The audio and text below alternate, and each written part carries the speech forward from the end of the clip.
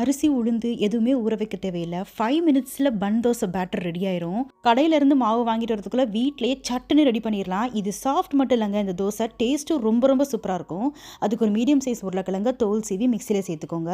1 inch இஞ்சி, உங்கள் காரத்துக்கு ஏற்ற பச்சை மிளகா, 1/2 கப் அளவுக்கு புளிச்ச தயிர் இதெல்லாம் சேர்த்து நல்லா பேஸ்ட்டாக அரைச்சி எடுத்துக்கோங்க.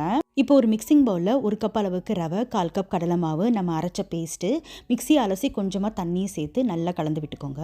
இப்போ அப்படியே ஒரு 2 மினிட்ஸ் அதை மூடி போட்டு நல்லா ஊற விட்டுருங்க. ரவை ஊறட்டும். இப்போ 2 நிமிஷத்துக்கு அப்புறம் ஓப்பன் பண்ணி தேவையான அளவு உப்பு, 1 டீஸ்பூன் சோடா உப்பு சேர்த்துக்கோங்க. சோடா உப்பு கண்டிப்பாக சேர்க்கணும், ஏன்னா இது இன்ஸ்டன்ட் தோசைன்றதுனால. இப்போ மாவுக்கு தேவையான அளவுக்கு தண்ணி ஊற்றி நல்லா கலந்து எடுத்துக்கோங்க. இப்போ ஒரு தோசைக்கல்ல எண்ணெய் தேய்ச்சி இப்போ நம்ம ரெடி பண்ணி வச்சிருக்க பேட்டர்லேருந்து ஒரு கரண்டி எடுத்து லேசாக ஸ்ப்ரெட் பண்ணி விடுங்க. இது பன் தோசைன்றதுனால ரொம்ப ஸ்ப்ரெட் பண்ணக்கூடாது. இப்போ கொஞ்சமாக ஓரங்களில் எண்ணெய் விட்டுக்கோங்க. தோசைக்கு மேலே குட்டி குட்டியாக ஓட்டைகள் வந்ததுக்கப்புறமா தோசையை திருப்பி போட்டு 2 பக்கமும் சுட்டு எடுத்திங்கன்னா சூப்பரான பன் தோசை ரெடி ஆயிரும். ட்ரை பண்ணி பார்த்துட்டு எப்படி இருந்துச்சுன்னு